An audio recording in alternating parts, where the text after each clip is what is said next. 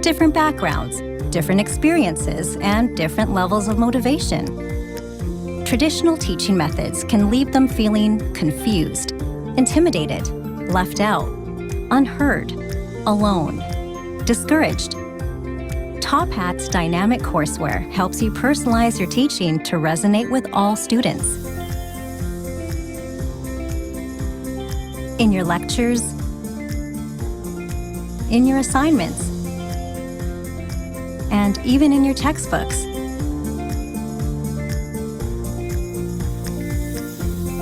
You can create learning moments that matter to your students.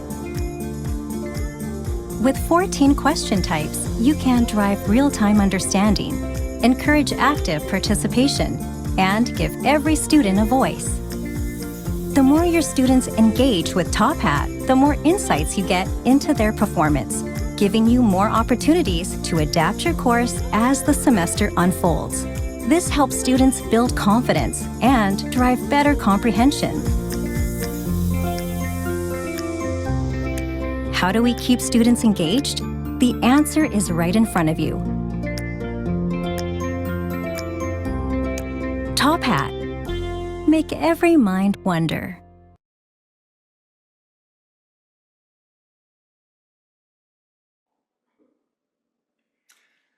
Welcome everyone. We're glad to have you with us. If you're just tuning into Top Hat Summer Camp, this is our second week of programming. Last week we gave our fellow campers a look at some of the new AI-powered features in Top Hat. Then we heard from Dr. James Lang, author of Distracted and Small Teaching, about his principles for teaching a great first day of class, including framing your course as a big question, a wonderful way to pique curiosity and engage students from the get-go. And we brought it all home with two faculty members who shared how they use Top Hat to welcome students to create connections and drive engagement from day one. And if you missed it, have no fear. The Top Hat Summer Camp program recordings, as well as some great resources to help you at the start of the term, will be made available to all of you in our post-event communications. Well, we've got another great afternoon lined up for all of you. We're going to take a look at one instructor's journey to make learning more engaging and affordable by creating her own custom interactive textbook. But first up, we're going to kick things off with a look at creating a dynamic lecture experience. We've got two remarkable faculty members with us today to share their ideas and insights on how they use Top Hat to make students active participants in the learning process. So just some housekeeping before we get rolling. Please use the chat to introduce yourself, share your ideas and experiences, tell us where you're from, where you're tuning in from. And if you have any questions for our presenters, please use the Q&A chat and we'll do our best to get to as many of those as we can. And I am delighted to welcome your host for today's session, Sumi Vora, Professional Services Manager at Top Hat, Capture the Flag Hall of Famer, and an all-around campcraft expert. Sumi, wonderful to have you with us. Over to you. Thanks, Eric. Good afternoon, everyone. It is so wonderful to be here today. So as a professional services manager at Top Hat, you could say I am pretty passionate about educational innovation and transforming teaching and learning. Over the past 4 years, I've had the distinct privilege of working with educators across North America on course design and implementing evidence-based teaching practices. Before that, I came from higher ed, immersed in the world of online pedagogies as a research and teaching assistant. I am so thrilled to be with all of you today. First, we're going to focus on the big picture when it comes to some of the challenges around motivating and engaging students. Then, you're going to hear from two incredible faculty who are blazing the way as innovators in their fields. Finally, we'll wrap with how you can bring things to life in your classroom with a live demonstration of some of the key features you'll be hearing about today. But first, to warm us up, we've got a Zoom poll.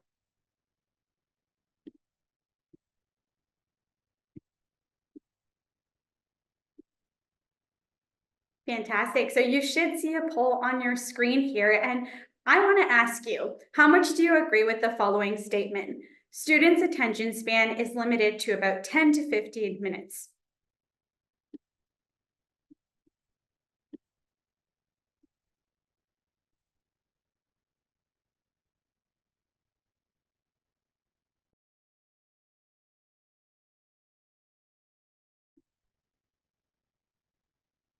All right, we're seeing an interesting blend of responses here. We'll give that another couple seconds or so. Fantastic. So thank you all for your participation. And what I can see here is that the majority of us agree that maintaining attention can be a challenge. And much like student attention spans, those of adults are actually fairly limited. And I see a number of you agreed with me in the chat on that as well. What I'm getting at here, it's important to consider this when we think about how we can vary lectures with activities and discussions to give students opportunities to replenish their energy reserves and to minimize the cognitive overload that can occur when students aren't actively engaged in the learning experience. A great way to think about this is by looking at the research. And I particularly like this example that Dr. Andrea Hendricks, an associate professor of mathematics at Georgia State University Perimeter College, shared at one of our previous Engage conferences. In this study, Eric Mazur, a physics instructor at Harvard University, noticed that he was giving great lectures, but his students could not apply the concepts, nor did they perform well on their tests. There's some interesting research on the fact that even great lecturers can actually give students a false sense of confidence in their own learning. So he monitored students' brain activity continuously over the course of 7 days and came across some pretty interesting patterns. You'll notice that they were similar across the students, with the big takeaway being when students are passively consuming information, whether that's on TV or in a lecture, their brain activity is pretty low. But look at what happens during labs or when they're doing their homework. Brain activity is super high. And what I'm getting at here is lectures are still really important. There's a reason that lectures have been the mainstay from the very beginning. We still need a way to teach students. But the challenge is, how can we make the process more active so that we can achieve similar levels of mental engagement when we see they're in lab or doing their homework, as you can see on this visual here. So what can we do to address that challenge? Dr. James Lang, our keynote speaker from last week, provides a helpful framework for managing the learning experience in lecture-based courses. The big picture idea is that, like a play, we can use acts, scenes, rises, and falls in action to help keep students focused. Acting like a playwright or composer, who are masters of using structure to capture and hold attention, can help you transform your traditional lecture from a one-way flow of information to something that's complex, iterative, and dynamic, where students become active participants rather than passive recipients of information. Zooming in on this concept even further, Dr. Todd Zakryzak, an associate professor at UNC Chapel Hill and acclaimed expert, offers a similar perspective. Adding structure and active learning strategies to a lecture-based course increases the learning that occurs and helps students be successful. He offers a model of when to incorporate these strategies and considers degrees of retention, when breaks might be needed to practice and reinforce key concepts, and how to ensure that there is enough time to process new information. So as you can see here, lectures have an important place, but Dr. Zakryzak creates a rhythm whereby students learn something, they have the chance to apply it, and summarize before moving on to the next portion. On this slide, there's a lot of different things you're no doubt familiar with when it comes to making class time more dynamic. We want to think about, what do students already know about the topic? What do they remember from last week's lecture? How can I do a quick knowledge check of what we just covered? Or pose a question for students to work through and respond to in small groups? What are the most important concepts that they're taking away? Activities like this don't necessarily need to take up a lot of time, but they get students thinking about and applying what they're learning while giving them opportunities to recharge before moving on. One last consideration to think about is the importance of insight. As this slide suggests, the more you use Top Hat's interactive features, the more insight you get.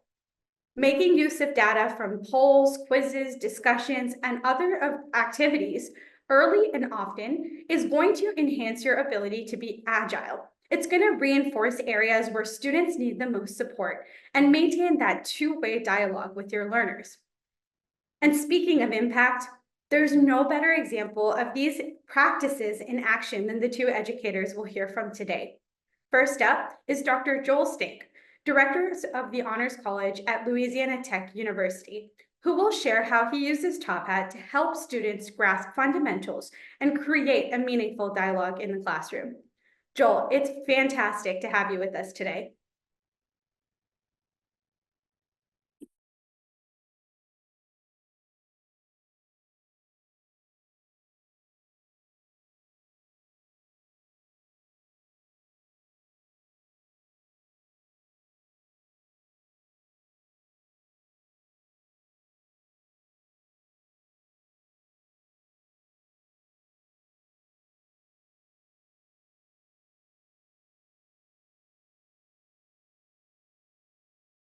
Excuse my technical difficulty.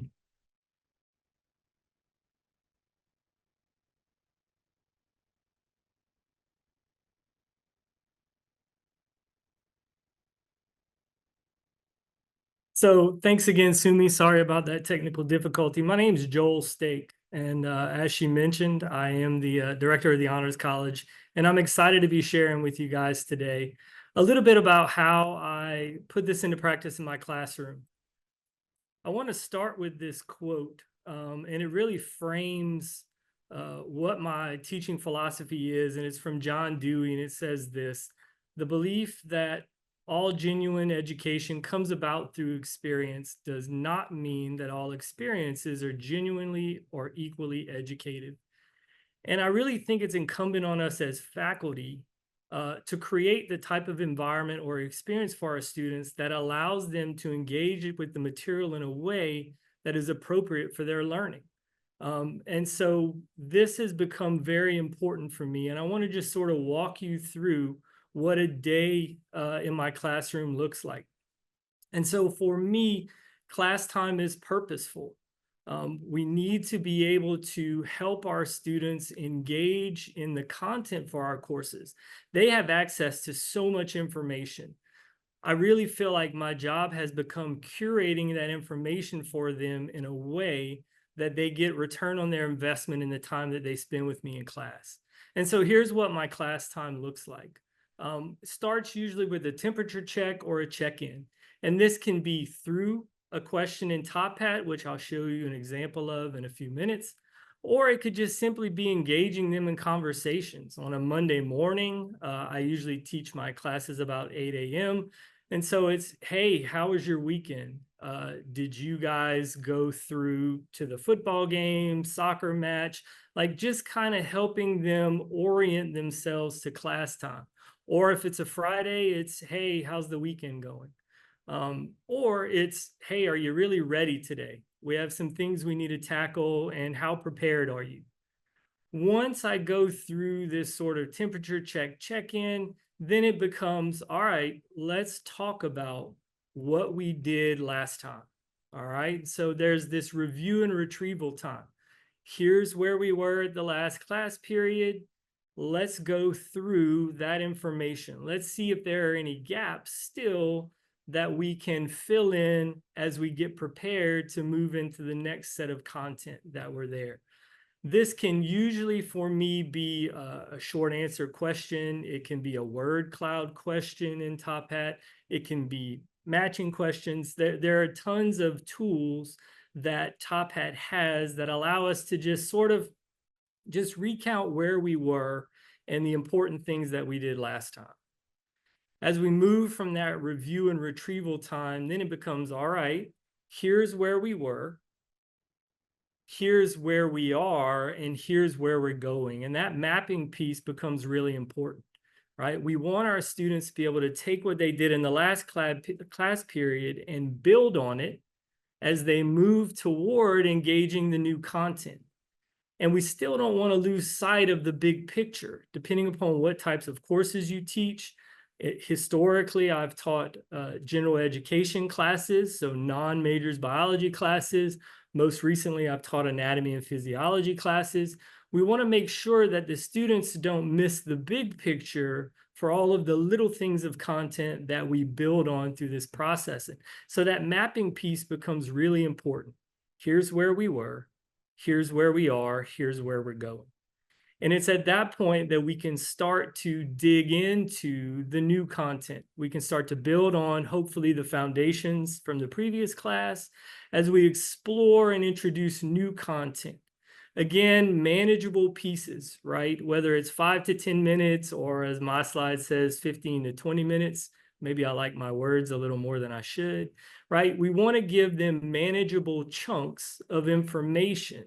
And then we can take some time and go back through and say, all right, here's what we just did. And then we can ask intentional questions about that material. And when I say intentional questions, what I really mean is, can we ask questions in a way that help do a variety of different things that we want our students to know? In my large lecture classes, they have high stakes assessments. They take exams. That's part of their grade. Can I ask them questions that will both help them remember the content we just covered, as well as help them prepare for the exam that's to come, right? For me, those are multiple choice questions. But sometimes, depending on the content, it might be a little heavy for them, right? The content can get burdensome. And so we need a break from listening and maybe just a quick little click on a multiple choice question answer. I want them to engage a little bit more. And so I can ask matching questions. And in Top Hat, the matching questions force you to physically engage with your device, with your finger, and drag and drop to match. And I'll show you an example of that in a minute. So there's sort of a kinesthetic break from listening to me and going through the content. And then sometimes we want to ask questions that are going to drive discussion. Even in a large lecture class, I like to talk to my students and I want to hear what they have to say. And so we can design questions in a way that are intentional for driving conversation and helping to answer particular questions or move the class in a particular direction related to content. So that's sort of how I lay out my classes as I go through each day. Now, let me just work you through some of the examples of questions that I like to ask that are intentional.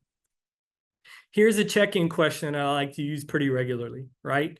Top Hat allows you to do a click on target question. And so I put up this grid and I say, all right, how are we feeling this morning? Are we ready to go? Are we ready, but maybe we need a minute? I'm not quite ready. Give me a few more minutes, but I can still get there. Or sometimes, like, what class is this? And if we see a heat map from those touches on the screen and it's in the what class is this, I know I have my work cut out for me for the day. Maybe I spend a little bit of extra time reviewing. Maybe I give them a little bit more time on the front end to adjust to being in class. Other types of questions. Here's an example of sort of a high stakes assessment prep question or multiple choice question for me, right? These are the types of questions that they're going to see on their Top Hat exams. And so I want them to get comfortable so that we have a shared vocabulary and they get comfortable with the choices that they're going to have for the types of questions that are going to be their exams. These don't take a lot of time. These aren't overly engaging, but they do allow us to do a quick check on the content that we've covered. It allows me to see how many of the students answer a particular question. And if there's a particular answer that may not be correct, I can go back and address it immediately before I move on to new content, right? And so it does two things for me. It helps me see where they are as far as learning the new content, and it helps them prepare for what's to come when we do those high stakes assessments. A kinesthetically engaging question is simply a question that's going to do more than just one little click. A lot of times my students know they get participation points, but it's not for accuracy when I ask them questions during lecture time. And so maybe they just click one and kind of throw it away. These types of questions force them to sort of slide their fingers and engage in their device. And so they have to click and drag as they go through it. And so it's just another way to engage them in a different aspect as we go through lecture time. And you can see from the answers, you've kind of got to slide the responses on the right-hand side. And if you've never used them, It's a phenomenal question to just give a pause while you're in lecture time. The other types of questions that I like to use, I love click on target questions, and maybe not in the most traditional way. Usually they can be used to sort of identify features either in a biology class for like parts of cell. But I really like to engage my students in conversations, particularly around this topic. I live in a part of the country where students come in with some preconceived notions about biology and how things change.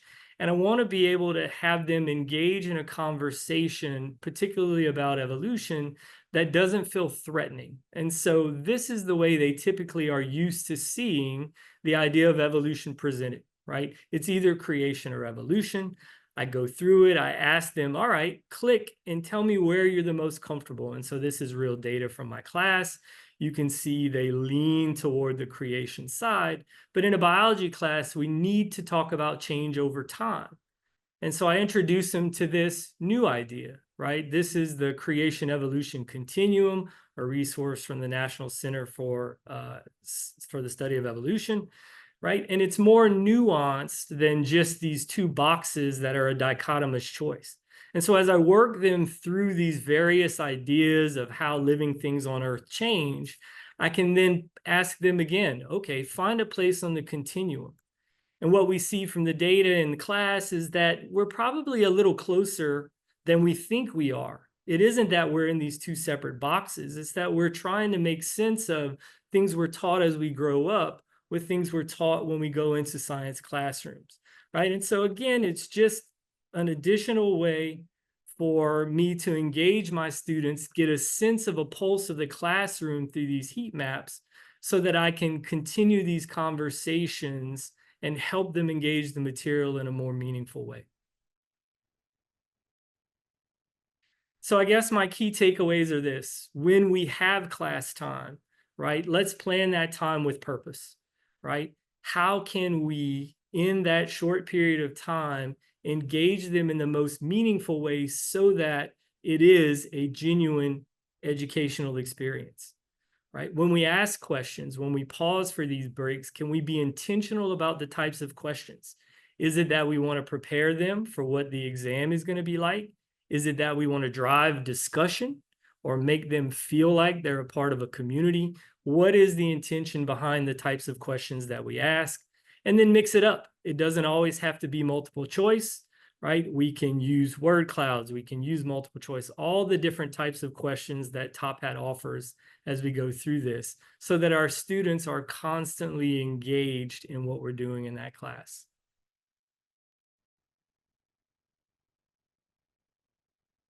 Thank you so much, Joel. I think you've already given us plenty to think about, and I see lots of questions in the chat here. You're in for an absolute delight. Next up, we do have Dr. Allison Wiedmeyer, Associate Professor of Biology at the University of Louisiana Monroe. Allison, thanks so much for being here today, and I know you're going to dig into some of the questions I'm seeing here, particularly on the word cloud. Over to you. Thank you so much. I appreciate that. And I hope that I can get this up. Awesome. So once my presentation pops up, thank you. I appreciate it. I am going to talk a little bit about a word cloud today, but I first want to take this opportunity to thank everybody for asking me to come and speak about what I do in my classroom. So to just give you a little bit of information, the course I'm going to primarily focus on today is an allied health microclass, and it's a large enrollment class that's taught face-to-face. And the course also requires that I engage the student. And to me, that means following the way that I learn. So I tend to learn by doing. I teach by doing. And it's one of the things that I think is important to provide my students the same opportunity. They need to be engaged. And so a couple of ways that I do that, and to balance that engagement with what I know is required for these students, because the majority of these students are entering professional programs, there has to be content that gets covered. So I know that they need certain things because they're going to be needing that to utilize that information on an exam that they're going to have to use to get into a class. So I need to make sure that I'm providing them the opportunity to engage in the material, to learn that material. They also have to understand the difference between memorization and understanding, because microbiology as a course is a completely different language. So they have vocabulary that is easiest to memorize, but then they also have to learn how to apply that. And one of the ways that I stress this should occur is they have to begin to own the material. And in order for them to learn how to own it, they need to be able to engage. So one of the things I've learned about these engagement activities is that if you ask a student to engage mid-semester and they've never done that before, they freak out or they get very anxious about it. But if you begin with engagement the very first day, they tend to buy into that activity level. And so that's what I do. So the way that I engage can be a variety. I'm just highlighting a couple of things here that I do every day. First of all, I select a group of what I call hot seats, and those are sub-students or a subset of students every day that are going to be my voluntolds for the day, if you will. They're going to be there to help me with whatever I choose to do in an active manner. It may be that they're going to do a skit or a demonstration, but at minimum, what they are required to do is write questions over the content of that day's class material. And so they will then write both a knowledge question and an applied question, and they'll then compile all of those that are done for a unit and then give them back to the students as a review. So a subset of students are engaged every day in that manner. But in addition, I also include embedded lecture questions. So similar to the way Joel described embedded lecture, I do the same thing. And it allows me to do things both in a group manner as well as in individual manner. Now, one of my favorite opportunities is to break up the classroom in the same manner that Joel does in a similar sequence. So you'll notice that this is my basic sequence. I have 20-minute lectures and then I break. And I do that throughout the lecture period. So I'm roughly engaging the students about 20% of the time, recognizing that there is a place for content to be derived and be presented in a lecture format. So how do I engage? I mentioned, for example, that I use the hot seats, but I also use embedded questions. And I find that both big and small engagement activities can really work best if you combine them. But I usually start out something small. So one of those ways is an embedded question. And one of my favorite types of questions is what is called a word cloud. And so when I use a word cloud, I might have a prompt after a 20-minute lecture that says, write one word that sums up the lecture that you just saw. And what's great about a word cloud is they're individually typing in a single word, but the program will compile that. And the larger the word, the more students have written that word.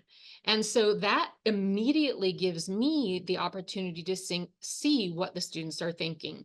So as I said, I teach microbiology. So this question, for example, was about the plasma membrane. So it was great that the two largest words that showed up on the screen were plasma and membrane. That means that they were at least engaged enough to understand what we were talking about.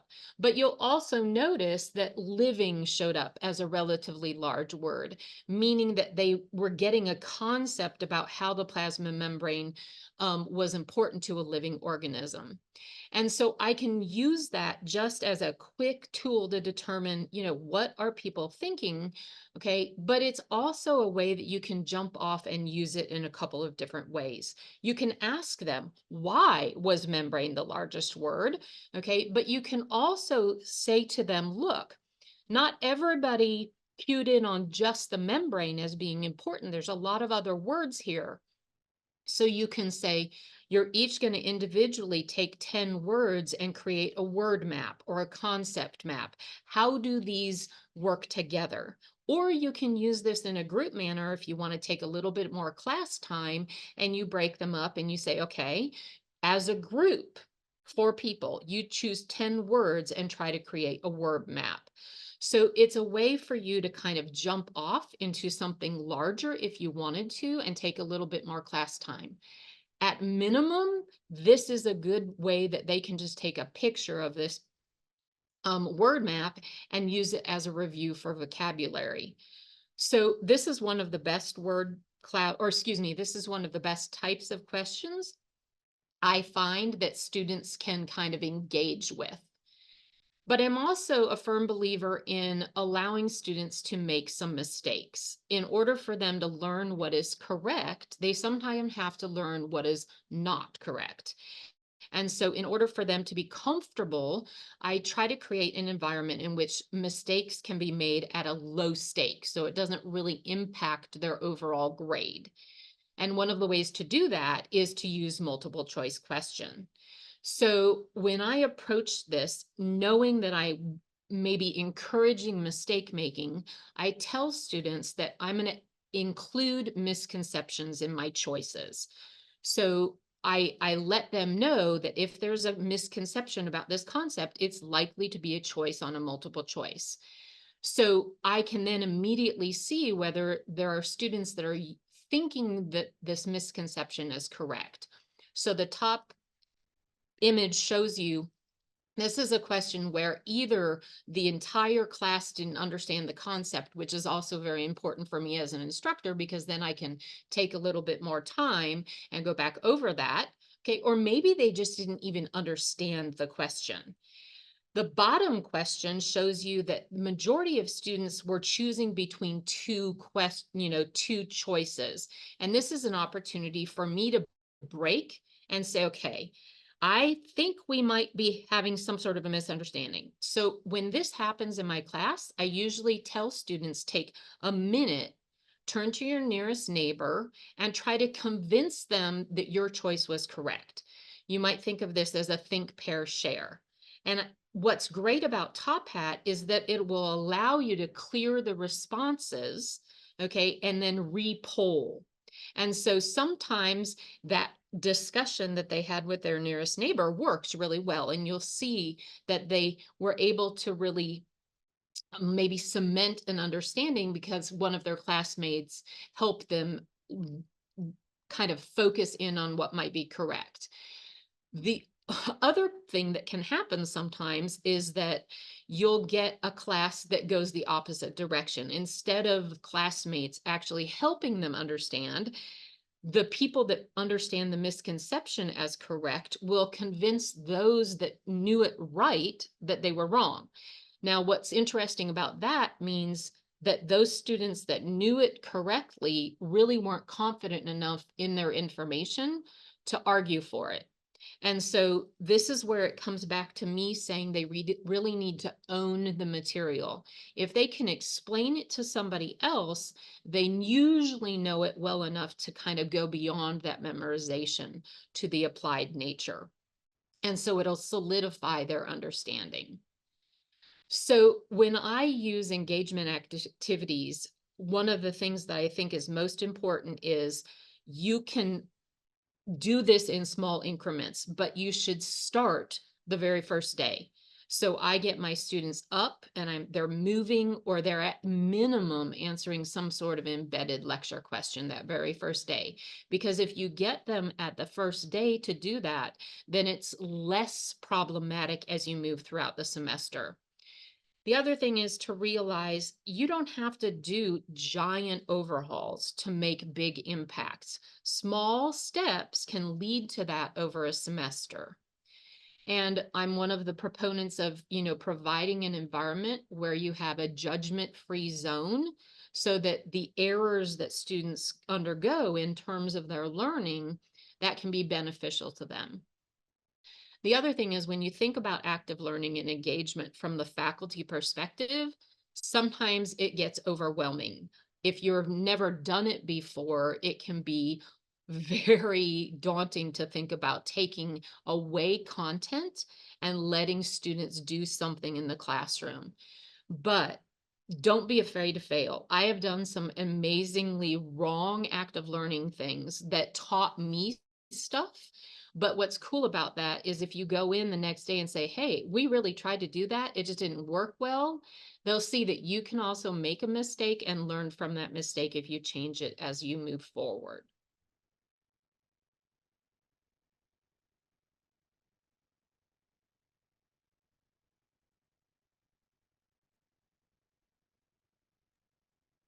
Thank you. I appreciate it. Amazing. Well, thank you so much, Allison, and thank you, Joel. I think you've both given us plenty to consider. Allison, I particularly love your approach with creating that safe space. And I think you tied in very nicely with what Joel mentioned about setting expectations and intentionality. I've been thinking about that statement, begin as you intend to continue, since I first heard you say it a couple weeks ago, even while we were preparing. And I think, in my experience working with faculty as they're looking to implement, as we move on to this Q&A portion of today's webinar, one of the first questions I always get is, when it comes to incorporating active learning activities, how do you know when to start or where to start or how many to include? Could you give us a little bit of guidance on perhaps how to get started? And for those of you in the audience at this time, please feel free to leverage the Q&A to ask some of your questions as well. I guess from personal experience, what I try to do is start out small in a new class. And so small to me means maybe 1 or 2 questions at that kind of 20-minute break. And embedded, it's not hard to do a multiple choice question that came from a past exam, and it doesn't take much to kind of begin that engagement.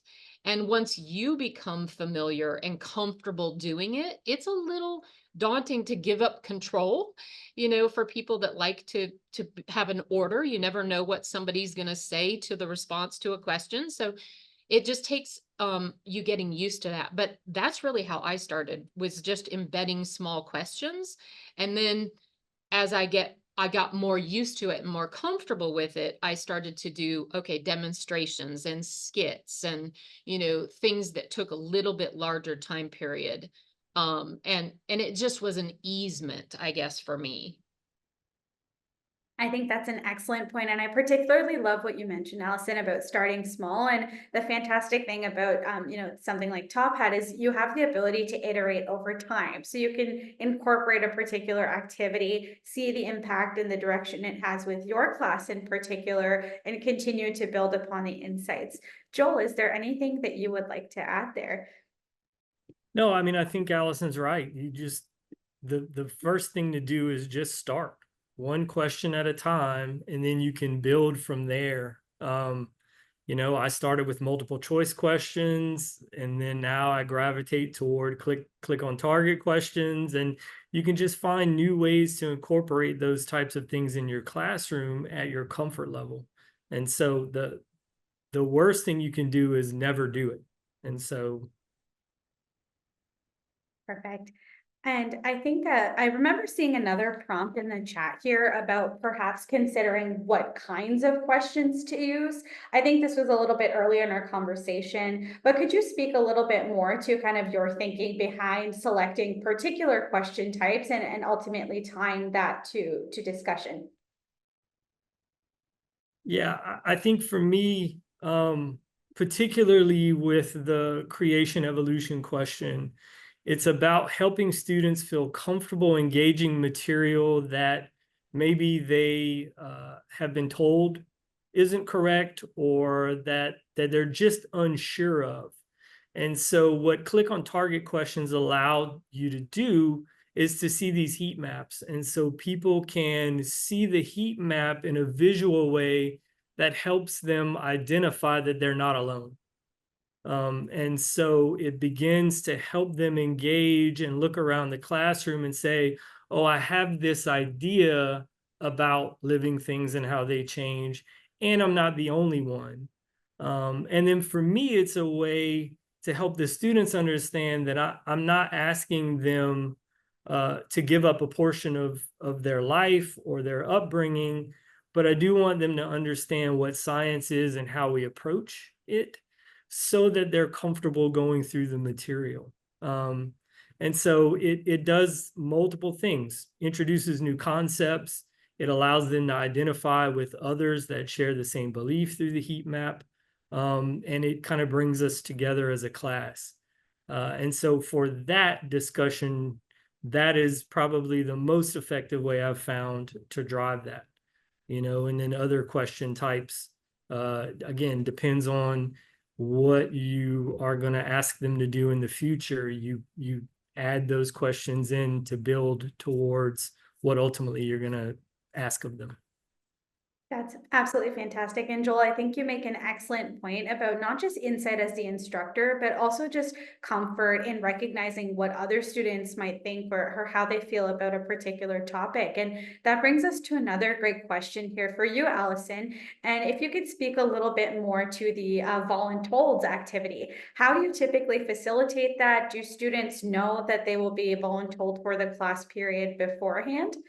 No, no, they do not. So, I introduced the first day during the syllabus day, your typical first day, that there will be a subset of students whose names will be on the screen when they walk in the door. And so nobody knows who they are until they walk in that day. And then I just have them sit in the front row of class.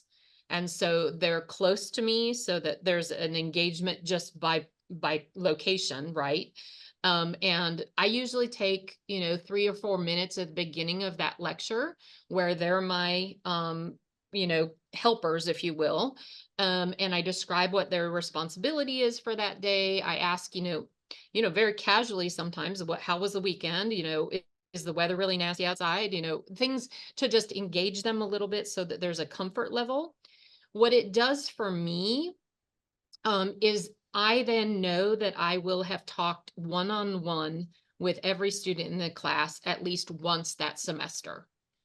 And so it's a way for me to know that they have at least a slight personal relationship with me. It might be very slight. I may never have them in my office again or see them in an office hour, but if they do have a slight relationship with me in that way, they're more likely to come and see me. And so, no, they don't know who they are.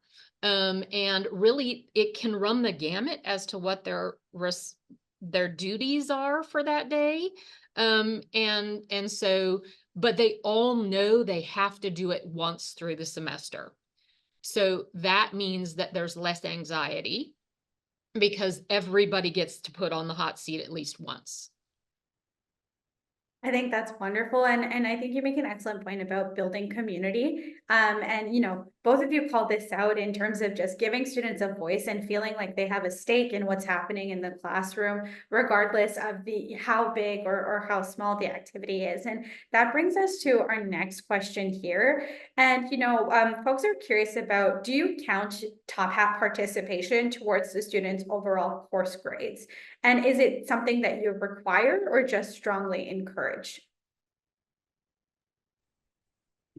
Go ahead, Joel. I do require it. It's part of their participation grade. I utilize Top Hat for my exams as well. So in-class participation isn't about correct. It's about participating. And so there's the engagement piece, and they are rewarded for their engagement with their participation grade. And so there, however many questions I ask, get normalized for one of their grades that counts toward their final grade. So yeah, it is required. It is also strongly encouraged, but it isn't about correct. It's about, can I engage this in a meaningful way? And I do something slightly different. Mine is not a grade. What I do is I say, if I can see that you were engaged more, like the majority of the semester, because you can go back and look at how many questions they've answered through Top Hat during the semester. And again, mine's not graded in any way. But what I do is I say, if you're on that borderline, like an 89.4 and you need an 89.5, I might look really closely at your engagement to see whether you've been there and participated. And then I usually give them the benefit of the doubt. If they've done that work, then they should be benefited by it. But I don't have a formal grade. Interesting. I like the difference in kind of motivation strategies, but either way, it seems like the expectations were clearly laid out and students can ultimately see the impact that it's going to have on their overall experience in the course. And there's tons of other great questions in here, but just for the sake of time, I am going to keep us moving along and switch gears a little bit. I see a lot of fantastic discussion in the chat as well. And I do want to ensure we spend the last bit of our time together today seeing how you can bring all this to life in Top Hat. So I'm going to go ahead and share my screen. And you should be seeing my creating a dynamic lecture course. So for the sake of our time today, I've certainly skipped a couple of steps. And what you're looking at here is the instructor view of the Top Hat platform. Just to save us a bit of time, I did go ahead and prepare some content, but the first step in creating that structure and dynamic experience is going to be pulling your slides into the platform.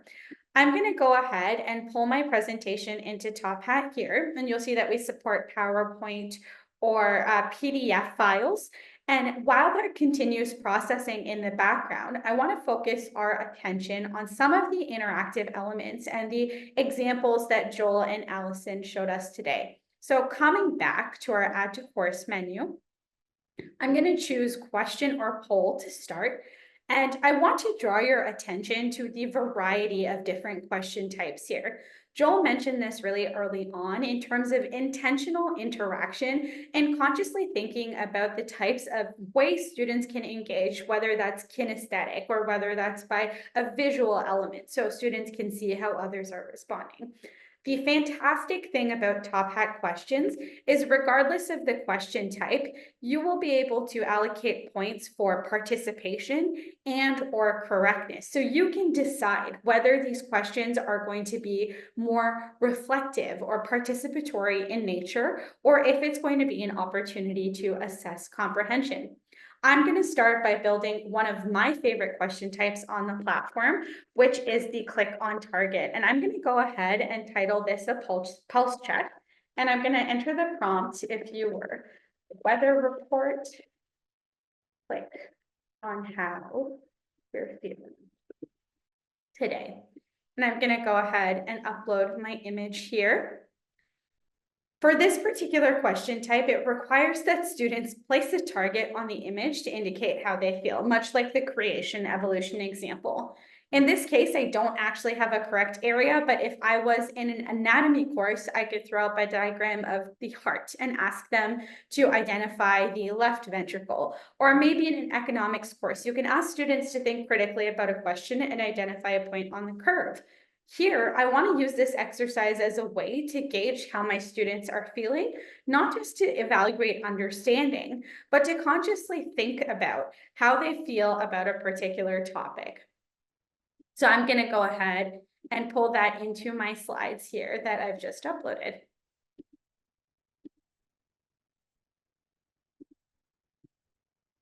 Perfect. Apologies, it looks like I lost sight of our question. Here we go. And to make the question part of our lecture experience, we just want to drag and drop. I've shown you within a couple minutes here how you can create a question. Beyond that, I want to introduce you to something called Top Hat ACE, which is the ability to create a question using the contents of your slide. So this is one way to incorporate that low stakes formative assessment with something that you've thought of ahead of time to save you even more time and minimize on course prep, but still benefit from those insights. You can go ahead and generate an AI question using the text on your slides. So we'll just give that a second to finish up here. Like any other question in Top Hat, once it's generated as the instructor, you will have complete control to be able to edit the contents of the slide, change the grading scheme, and make any suggestions, even providing feedback to the Lecture Enhancer AI tool. It's important to call out that Top Hat's ACE AI Lecture Enhancer uses the context of the instructor's material to derive context for creating this question. And with the last bit of time here, I want to show you what this looks like when everything comes together in action. I'm going to go ahead and jump to a lecture I prepared previously that does have a similar question and make this available as I would during class time. At this time, it's going to bring up all of the information my students will need to join. And if I wanted to use attendance as part of my larger teaching strategy, I would be able to do so as well. I'm going to go ahead and click Start Presentation. And I can flick through like I would with any other PowerPoint. I can use a clicker, but I can also use this up arrow to navigate to my question. So I'm going to go ahead and look at the responses on this question here today. And of course, I'm going to go to a previous session so you can see what it looks like when folks are engaging. And much like Joel's example, you'll see a heat map for where all of the students clicked. And I'm happy to see that whenever you include a question like this, there's no one in the bottom row. But what I'm getting at here is beyond a way to build community and to spark discussion, it's also a way to assess the energy levels in your classroom. And as an instructor, understand who your learners are on that particular day. Very similarly, I'm going to jump ahead to this word cloud question type and look at some of the takeaways here. So I did see some questions earlier about, how is the word cloud generated? By default, Top Hat displays responses in a histogram. So it's going to show you a list view of all of the different responses. And with the click of a button, you can transform that to a word cloud on the spot. The more students that respond with a particular word, the larger the text is going to appear. Finally, moving along in our presentation, I want to shift our thinking a little bit and look at a more traditional question type. So in this case, it is a multiple choice question. I'm going to go ahead and display the responses. And based on the results of this poll, as an instructor, I can gauge whether or not my students understood the concept accurately. Top Hat intentionally separates the responses and correctness tabs so that you are able to use this instant feedback and be agile in your approach. At this time, as an instructor, I can decide whether I want to reopen the poll. Perhaps I want to just, close the question and move on. Or do I want to reveal the correct answer? The idea is to inform your teaching with insights in real time so that you and your students can see where those gaps might exist. The last thing I want to bring to your attention is, with all of these different question types, what can you do with the insights in real time? I'm going to go ahead and jump to the next item in my slide here, which is the Top Hat discussion forum. This question type is the only question type on Top Hat in which students can interact with each other. And using the example we saw on the previous slide, it's an excellent way to have students reflect on not just what they answered, but why they chose that particular answer. So as Allison and Joel suggested, that idea of making mistakes and understanding, embracing those mistakes in a safe, low stakes environment to further understanding before those higher stakes assessment. This is an excellent way for students to engage with others and receive feedback from their instructors, something as simple as a thumbs up, or even going as far to type a comment for a particular student's response. And you'll notice with the discussion here that I have the names completely hidden from the students so that if I wanted to, as an instructor, I would be able to identify students that might be at risk or could potentially benefit from some additional support. But it creates a safe space in which my students feel that they can engage without fear of judgment or saying the wrong thing. So I'm going to go ahead and switch gears one more time and come back to our slides here. Hopefully that's given you a little bit of an idea of some of the different ways in which you can use the platform and what that looks like in action. So as we close our time today, I just want to call out that you will be directed to our faculty AI survey as this webinar closes. We're seeking to understand the current state of evidence-based teaching practices and the role AI may or may not be playing in evolving the way you teach. The survey will take you less than 10 minutes to complete, and if you share your email address, you will be entered into a draw to win a $250 gift card. And you'll also receive a copy of the survey report when it's finished. We'd love to capture your insights. I'm going to hand it back over to Eric, and I just want to say a big thank you to Joel and Allison for sharing with us today. I do hope you'll stick around for our next session, creating and customizing content with Top Hat. This is your chance to get a firsthand look at how Dr. Linda Rodriguez worked with Top Hat to create her own customized text to make learning more affordable and more engaging for her students. We'll be starting that presentation in just a moment. See you all soon. Thank you so much, Sumi. That was wonderful, and thank you again to Joel and Allison. And you stole the words right out of my mouth. We're going to just take a short break, and we'll be starting back at 3 o'clock for our next presentation on crafting and customizing content with Top Hat. I do hope you'll join us for that as well. And if you've got other things to get to, thank you for participating, and we hope you have a great rest of your day.